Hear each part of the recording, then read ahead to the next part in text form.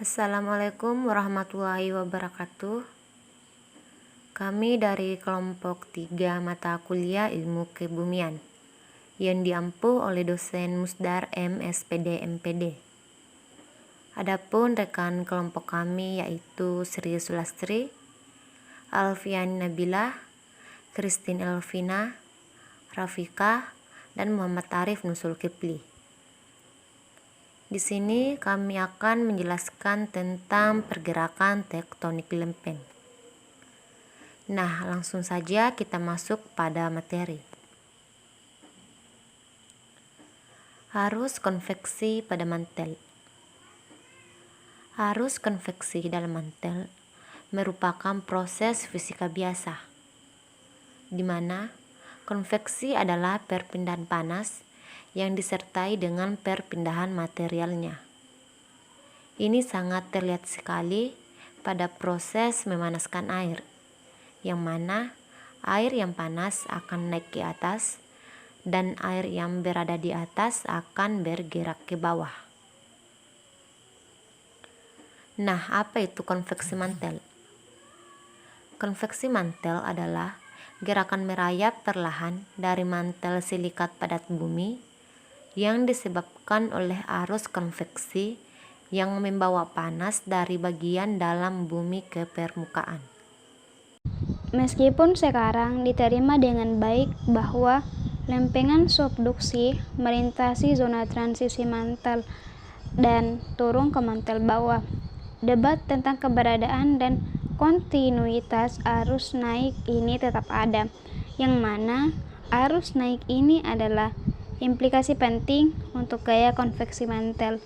Perdebatan ini terkait dengan kontroversi mengenai apakah vulkanisme intraplate disebabkan oleh arus panas dari mantel bawah. Banyak studi geokimia berpendapat bahwa lava yang meletus di daerah intraplate beda komposisi. Selama akhir abad 20, terjadi perdebatan yang signifikan dalam komunitas ahli geofisika mengenai arus konveksi.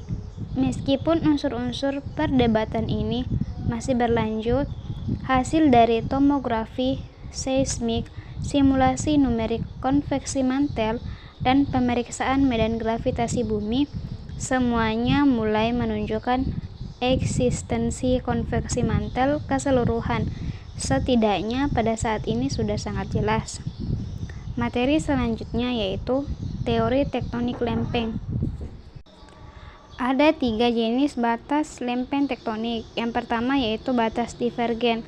Sepanjang batas divergen juga disebut zona pertambahan ataupun pembuatan lempeng. Lempeng bergerak saling menjauh satu sama lainnya. Pada batas lempeng ini, materi lempeng yang baru yang mengisi kekosongan pergerakan menjauh itu diperoleh dari mantel yang ditambahkan ke litosfer.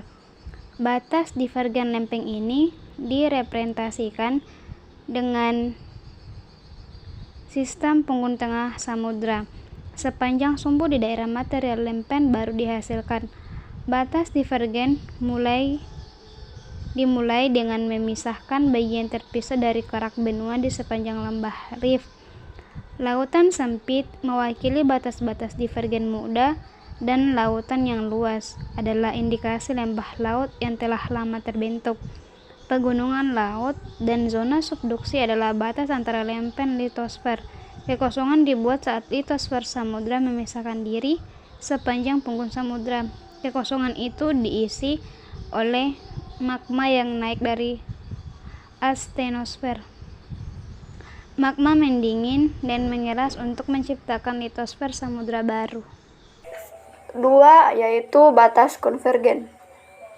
Sepanjang batas konvergen atau konvergen juga disebut zona pengkonsumsian atau zona penghancuran, lempeng relatif saling mendekat.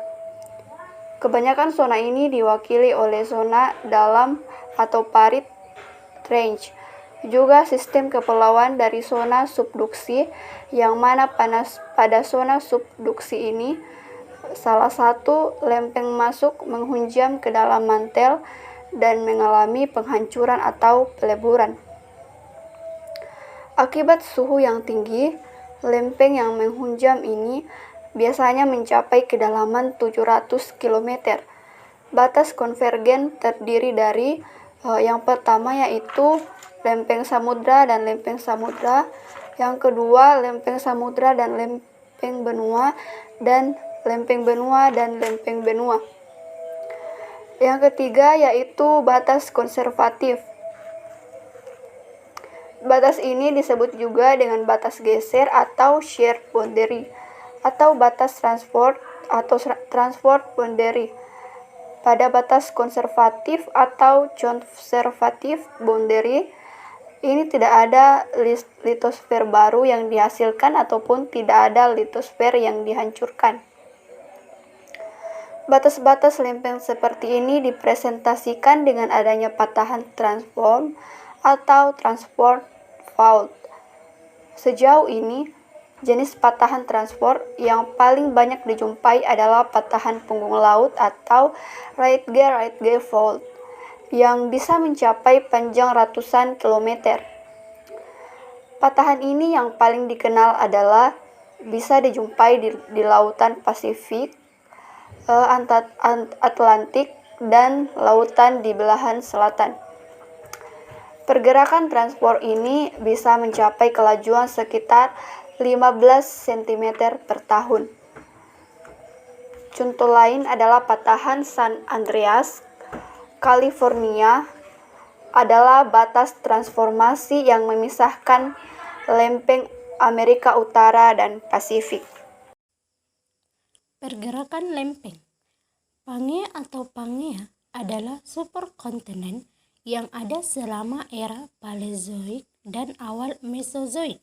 Ini dikumpulkan dari unit benua sebelumnya sekitar 335 juta tahun yang lalu. Dan mulai berpisah sekitar 175 juta tahun yang lalu.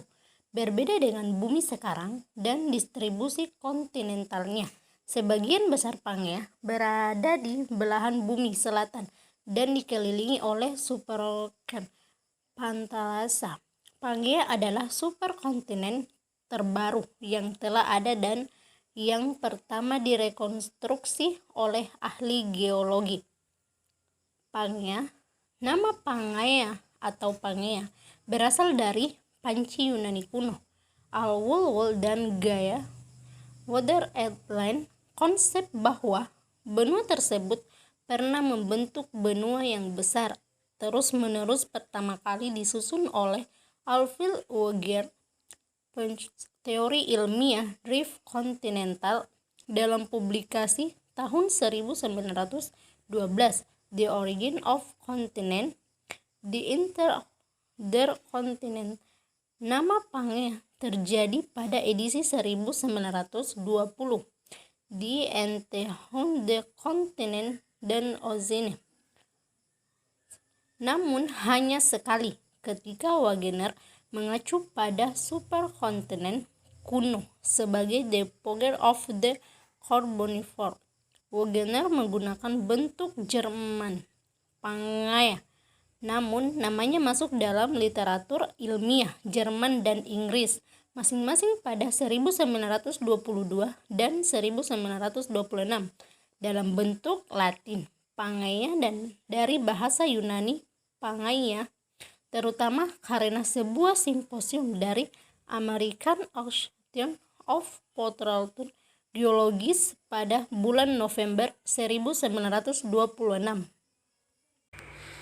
Keterlibatan lempeng tektonik dalam pemisahan Pangea membantu menunjukkan bagaimana ia tidak terpisah semuanya sekaligus, namun pada waktu yang berbeda dalam urutan yang teratur. Selain itu, setelah pemisahan ini juga telah ditemukan bahwa benua besar yang terpisah mungkin juga terus pecah beberapa kali. Pembentukan masing-masing lingkungan dan iklim di Pangea disebabkan oleh lempeng tektonik, dan oleh karena itu ini sebagai hasil dari pergeseran dan perubahan tekanan iklim yang berbeda ditempatkan pada kehidupan di Pangea. Meskipun lempeng tektonik sangat penting dalam pembentukan daratan, kemudian hal itu juga penting dalam penempatan iklim, lingkungan, habitat, dan keseluruhan struktur Pangea yang biasa diamati dalam kaitannya dengan lempeng tektonik dan Pangea. Pangea adalah formasi pada lempeng tersebut. Pegunungan dan lembah terbentuk karena tabrakan tektonik serta gempa bumi. Selanjutnya, lempeng tektonik dapat berkontribusi pada aktivitas vulkanik. Beberapa bukti telah menunjukkan adanya pergerakan lempeng dari benua besar Pangea ini.